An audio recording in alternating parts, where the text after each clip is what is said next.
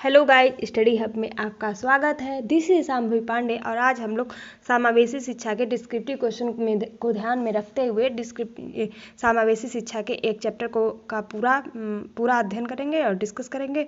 तो इस चैप्टर का नाम है संसाधन कक्ष। तो इसमें बहुत कॉन्सेप्चुअल चीज़ें हैं, तो इसके बारे में थोड़ा सा हम लोग डिस्कस करेंगे। उसके बाद इसके क्वेश्चन को देखेंगे, उसके बाद इसके MCQ क्वेश्चन में डिस्कस करेंगे। तो चलिए बिना टाइम वेस्ट किए इसको स्टार्ट करते हैं।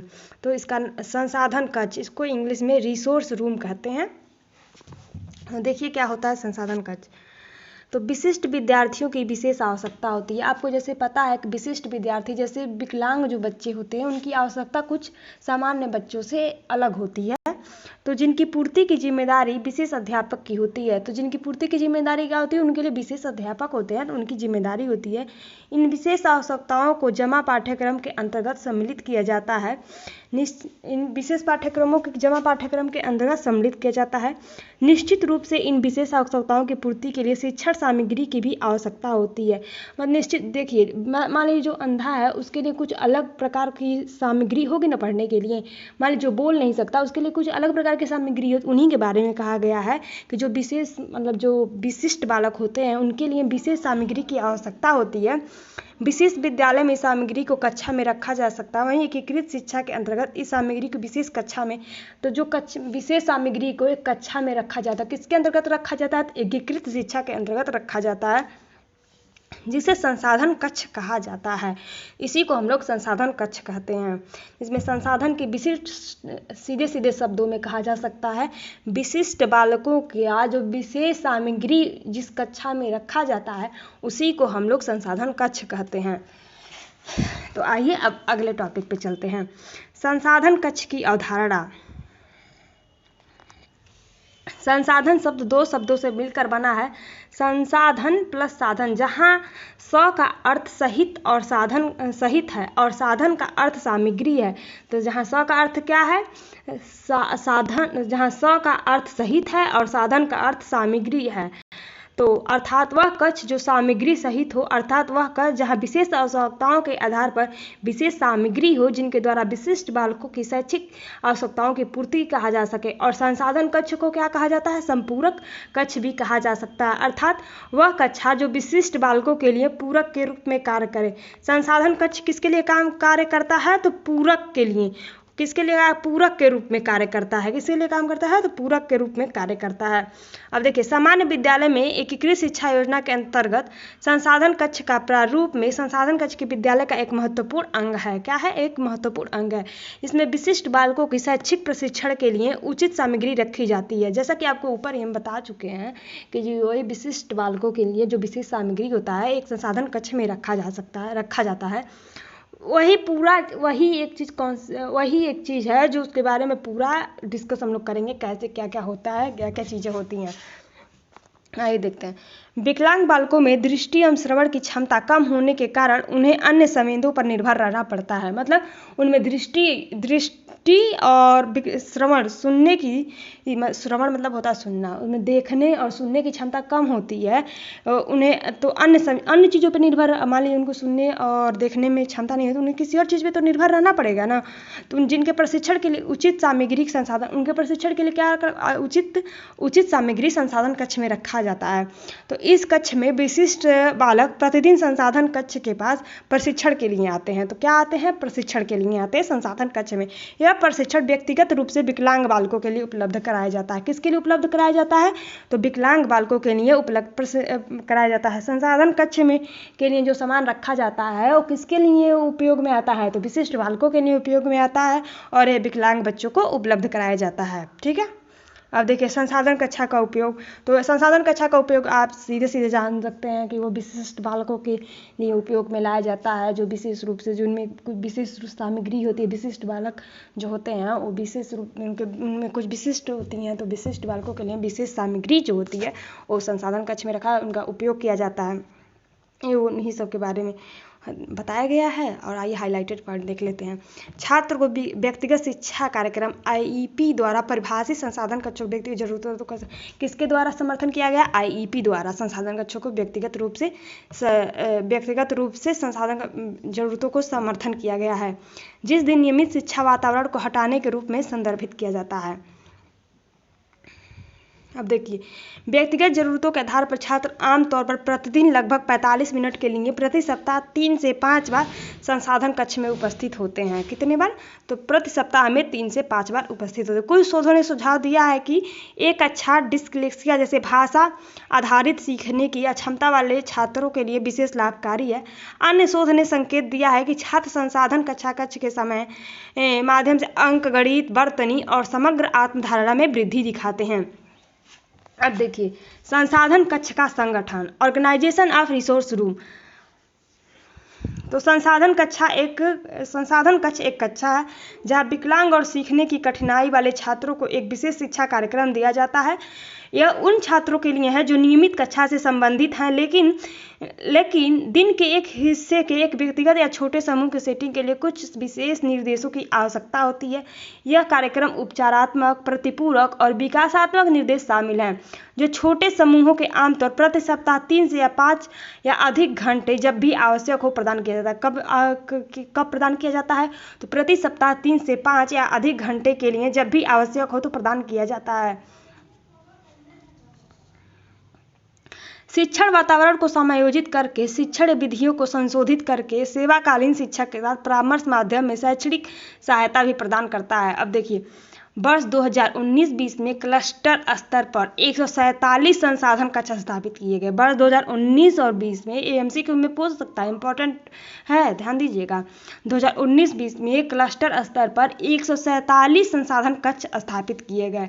विकलांगता के अनुसार शिक्षण सामग्री, विकलांगता के अनुसार शिक्षण सामग्री TLM, ICT उपकरण जैसे NDVA, read and right software, hardware जैसे डेस्कटॉप, प्रिंटर और पेन ड्राइव स्टेशनरी सामग्री से सुसज्जित थे। विभिन्न विकलांग के विशेषज्ञों के साथ परामर्श प्रक्रिया के माध्यम से संगीत और खेल उपकरण रखे जाते हैं संसाधन कक्ष में।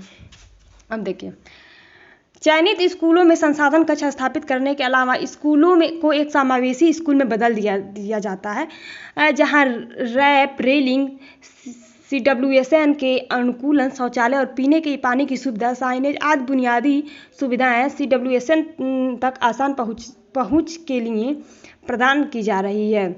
चालू वर्ष 2020-21 में चयनित विद्यालयों ने 500 NSIR स्थापित किए गए हैं। अब देखिए, उपरोक्त प्रक्रिया में जारी रहेगी जब तक समूहों में एक मॉडल NCR किया जाए। अब देखिए, ये कुछ उपकरण हैं जो विशेष संसाधन कक्ष में रखे जाते हैं, उसके बारे में आज हम लोग पूरा ये सब जो है MCQ क्वेश्चन में पूछा जाता है। जैसे ब्रेल क्या होता है, ब्रेलर क्या होता है, ब्रेल का उपयोग कौन करता है, ब्रेलर का उपयोग कौन करता है, तो इसके बारे में एकदम कॉन्सेप्ट से देखिए। ये देखिए, ब्रेल पढ़ने लिखने की एक ऐसी व्यवस्था है जिसमें 2 कॉलम में तीन संख्या में बटे हुए 6 उभरे हुए बिंदु होते हैं। 3 संख्या में बटे हुए और 6 उभरे हुए बिंदु होते हैं, जिसमें एक नुकीली पिन अर्थात स्टाइलिस की सहायता से दबाकर ब्रेल के बिंदु उभारे जाते हैं। ठीक है। दूसरा देखिए, ब्रेल लिखने की एक ऐसी मशीन है जिसके द्वारा एक बार में एक अक्षर के सभी बिंदुओं को उभारा जाता है। देखिए, पॉकेट फ्रेम, यह ब्रेल स्लेट का एक छोटा रूप होता है जिसको जेब में रखकर आसानी से एक जगह से दूसरी जगह तक लाया जा सकता है। पॉकेट फ्रेम किसका छोटा रूप होता है? तो ब्रेल का छोटा रूप होता है। अब टेलर फ्रेम देखिए, यह एक ऐसा उपकरण है जिसकी सहायता से अंक गणित तथा बीजगणित में प्रयुक्त होने वाले चिन्ह या संख्याओं को प्रकट करते हैं, लिखते हैं। आपको बता देगा कि किसकी सहायता से अंक गणित, बीजगणित में प्रयुक्त होने वाले चिन्ह या संख्याओं को प्रकट करते दे देगा। Pocket frame, Braille, Taylor frame, abacus. तो ऐसे ही आपको पता होना चाहिए कि टेलर फ्रेम होता है। अब देखिए, अबेकस क्या होता है। अबेकस एक ऐसा यंत्र है जिसकी सहायता से विभिन्न गणित की संक्रियाएं दी जाती है, जिसमें गिनती, गुणा, भाग, जोड़ना, घटाना आदि शामिल है। ज्यामिति किट, यह उपकरण रेखा गणित में उपयोगी होता है। अब देखिए इलेक्ट्रॉनिक नोट टेकर, यह कम क्षमता वाले कंप्यूटर होता है जिसका आकार एक वीडियो कैसेट के जितना और साधारणतः इस उपकरण में एक ब्रेल की तरह 7 कुंजियां लगी होती है जिसका प्रयोग करके ब्रेल के अक्षरों को टाइप किया जाता है। अब देखिए 8वां टॉकिंग कैलकुलेटर, इसकी सहायता से पूर्ण अंधे बच्चे संबंधी कार्य आसानी से कर सकते हैं। इसमें जो बटन दबाए जाते हैं उसकी अंक सुनाई देती है। अंधे बच्चों के लिए टॉकिंग कैलकुलेटर होता है, याद रखिएगा।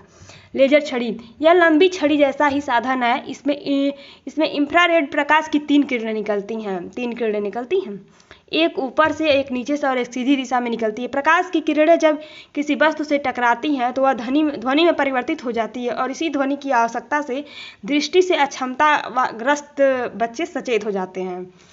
किससे? इंफ्रारेड में जो निकलती है उसी से बच्चे सचेत हो जाते हैं। श्रवण यंत्र, श्रवण बाधित बालकों को स्पष्ट रूप से सुनाई देने के लिए श्रवण यंत्र का प्रयोग किया जाता है। अब बैसाखी, कमजोर पैरों वाले बच्चों के द्वारा इसका प्रयोग किया जाता है। बैसाखी का कमजोर पैरों वाले बच्चों का।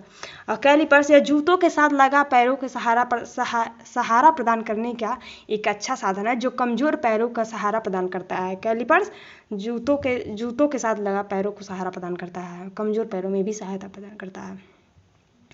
अब देखिए संसाधन कक्ष में शिक्षक की क्या भूमिका होती है। संसाधन कक्ष में शिक्षकों की एक चुनौतीपूर्ण भूमिका होती है क्योंकि उन्हें अपनी सीखने की क्षमता को अधिकतम करने के लिए छात्रों की विशिष्ट आवश्यकताओं को पूरा करने के लिए क्या होता है, छात्रों की विशिष्ट आवश्यकताओं को पूरा करने के लिए तैयार करने। संसाधन कक्ष में शिक्षक को नियमित तथा शिक्षक के माता पिता के साथ मिलकर काम करते हैं ताकि यह सुनिश्चित हो सके कि सहायता वास्तव में छात्र को उनकी पूरी वास्तव में मदद कर रही है, उनकी पूरी। अब देखिए शिक्षक आईईपी का अनुसरण करता है। किसका अनुसरण करता है? तो आईईपी का अनुसरण करता है और आईईपी समीक्षा बैठकों में भाग लेता है। तो किसमें भाग लेता है? तो आईईपी समीक्षा बैठकों में भाग लेता है। ये विशिष्ट छात्र का समर्थन करने के लिए अन्य पेशेवरों और पैरा प्रोफेशनल के साथ मिलकर काम करते हैं। किसके साथ काम करते हैं? पेशेवरों और पैरा प्रोफेशनल के साथ मिलकर काम करते हैं। आमतौर पर संसाधन कक्ष शिक्षक के छोटे समूह या छात्रों के साथ काम करता है।